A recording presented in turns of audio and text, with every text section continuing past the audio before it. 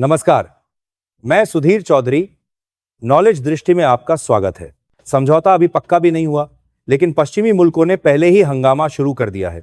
चारों तरफ से चेतावनियों और धमकियों का सिलसिला जारी है। एक मामूली सी खबर क्या सामने आई, पूरा अमेरिका जैसे एक्टिव मोड में चला गया। और वो भी तब जब इस बात की कोई पक्की खबर भी नहीं है कि भारत वाकई रूस के साथ यह सौदा करने जा रहा है। लेकिन शोर इस कदर मचाया जा रहा है मानो सौदा कल ही पक्का हो चुका हो। असल में पिछली शाम से यह चर्चा जोरों पर है कि भारत अपनी एयरफोर्स के लिए रशिया से सुखोई 57 फाइटर जेट्स की डील को अंतिम रूप देने वाला है। कहा जा रहा है कि इसके लिए प्रेसिडेंट पुतिन के भारत दौरे का इंतजार हो रहा है। भारत और रूस के बीच करीब 84 सू 57 जेट्स के प्रोडक्शन पर सहमति लगभग बन चुकी है। इस सौदे में टेक्नोलॉजी ट्रांसफर तोटी भी शामिल है और रूस इस बात पर भी राजी है कि भारत इन जेट्स पर अपनी मेड इन इंडिया मिसाइलों को भी लगा सकेगा। यानी साफ शब्दों में समझें तो भारत की शर्तों के मुताबिक रशिया हर तरह से एडजस्ट करने को तैयार दिख रहा है। इतना ही नहीं, रशिया ने एक और बड़ा ऑफर दिया है, अपना नया A51 टर्बोजेट इंजन। यह इंजन करीब 170 kN का जबरदस्त थ्रस्ट जनरेट करता है, जो अमेरिका के F-22 रैप्टर के इंजन से भी ताकतवर बताया जाता है।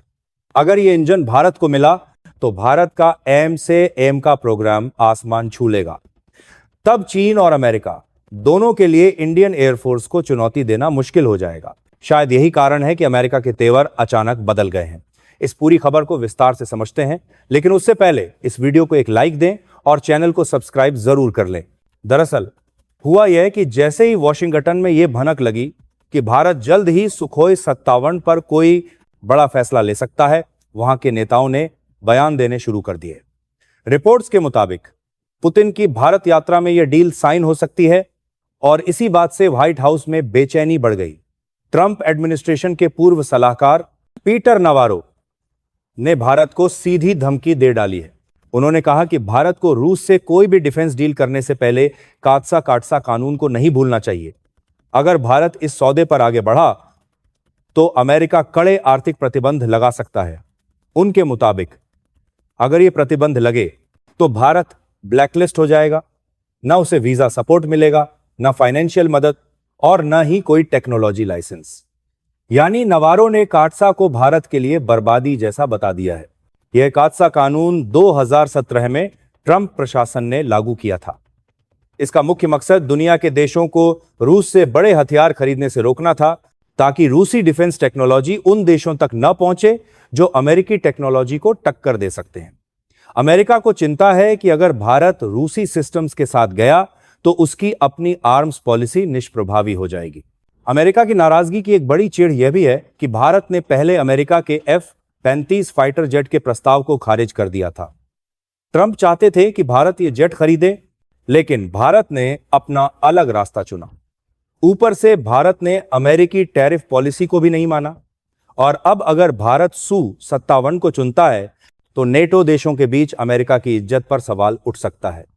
इसी वजह से व्हाइट हाउस अब काटसा के नाम पर दबाव बना रहा है, मगर आज का भारत पहले जैसा नहीं है।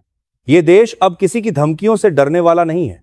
हमें याद है जब भारत ने रशिया से S-400 मिसाइल डिफेंस सिस्टम खरीदा था, तब भी अमेरिका ने ठीक ऐसी ही बातें कही थीं। उस वक्त भी कहा गया था कि भारत पर काटसा लगाया जाएगा, लेकिन आखिर में कुछ भी नहीं हुआ। क्यों? क्योंकि अमेरिका अच्छी तरह समझता है कि भारत से दुश्मनी मोल लेने का मतलब है एशिया में अपने प्रभाव को खो देना। भारत के रक्षा सौदे हमेशा देश की अपनी सुरक्षा जरूरतों पर आधारित होते हैं।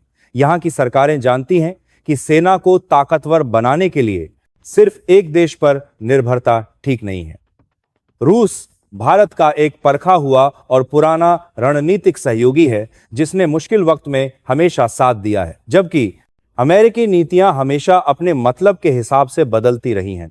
कभी ट्रेड के नाम पर तो कभी सिक्योरिटी के नाम पर दबाव बनाया जाता है। भारत अब यह पूरा खेल समझता है और उसी हिसाब से चल रहा है। सुखोई 57 का यह सौदा सिर्फ एक जेट खरीद नहीं है, यह भारत की एरोस्पेस टेक्नोलॉजी के लिए एक बड़ी छलांग हो सकता है। अगर यह डील पक्की होती है तो भारत दुनिया के उन चुनिंदा मुल्कों में शामिल हो जाएगा जिनके पास 5th जनरेशन 5वीं पीढ़ी के फाइटर जेट्स हैं। साथ ही भारत इस टेक्नोलॉजी का खुद उत्पादन करेगा, जिससे देश के इंजीनियर्स और डिफेंस सेक्टर को एक नई उड़ान मिलेगी। जब ये जेट मेड इन इंडिया मिसाइलों से लैस होंगे तो ये भारत की आत्मनिर्भरता का एक नया लेवल होगा। अमेरिका का असली डर यही है कि भारत अब टेक्नोलॉजी के लिए उस पर डिपेंडेंट नहीं रहेगा, क्योंकि जैसे ही भारत अपनी रक्षा जरूरतें खुद पूरी करने लगेगा, अमेरिकी हथियारों का बाजार गिर जाएगा। यही कारण है कि वहां से धमकियों और बयानों का दौर जारी है, पर भारत सरकार इस बार भी वही करेगी जो देश के हित में है, ठीक वैसे ही जैसे S-400 के समय किया गया था। फैसला भारत के हित में ही होगा। आखिरकार भारत की पॉलिसी स्पष्ट है, डिफेंस पार्टनरशिप किसी के प्रेशर में नहीं, बल्कि देश की सिक्योरिटी की जरूरतों को देखकर तय होगी। यही चीज जो भारत को औरों से अलग करती है। और जहां तक अमेरिकी सलाहकार पीटर नवारो की धमकियों का सवाल है, तो भारत में वो जमाना चला गया जब कोई बाहरी नेता हमें डरा सकता था। भारत आज जवाब देने की हैसियत रखता है और अपनी ताकत पर यकीन करता है। इसीलिए लोग कह रहे हैं कि भारत को अपने फैसले लेने का पूरा हक है, और अगर इस बार Su-57 की डील होती है तो ये इंडियन एयरफोर्स के इतिहास में एक सुनहरा पन्ना जोड़ेगी।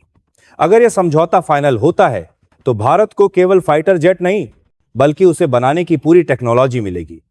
इसका सीधा मतलब है कि भविष्य में भारत अपने खुद के स्टेल्थ फाइटर जेट्स डिजाइन और मैन्युफैक्चर कर सकेगा। स्टेल्थ जेट वो होते हैं जिन्हें दुश्मन का रडार आसानी से पकड़ नहीं पाता। यानी ये सिर्फ एक सौदा नहीं, बल्कि डिफेंस मैन्युफैक्चरिंग में आत्मनिर्भर बनने का एक बड़ा कदम होगा। इससे देश की वैज्ञानिक और तकनीकी काबिलियत बढ़ेगी और प्राइवेट कंपनियों को भी इस फील्ड में आने का प्रोत्साहन मिलेगा। वैसे भी भारत और रूस का रक्षा सहयोग आज का नहीं, बल्कि दशकों पुराना है। रूस ने हमेशा भारत को मिसाइल, टैंक और एयरक्राफ्ट में मदद की है। आज भी ब्रह्मोस मिसाइलें इसी साझेदारी का सबसे बड़ा सबूत हैं। Su-57 की यह डील इन रिश्तों को और ज्यादा मजबूती देगी।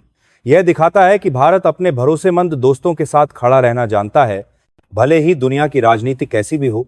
यह सब जानते हैं कि अमेरिका जब भी किसी पर प्रतिबंध की बात करता है तो उसके पीछे उसका अपना आर्थिक फायदा छिपा होता है।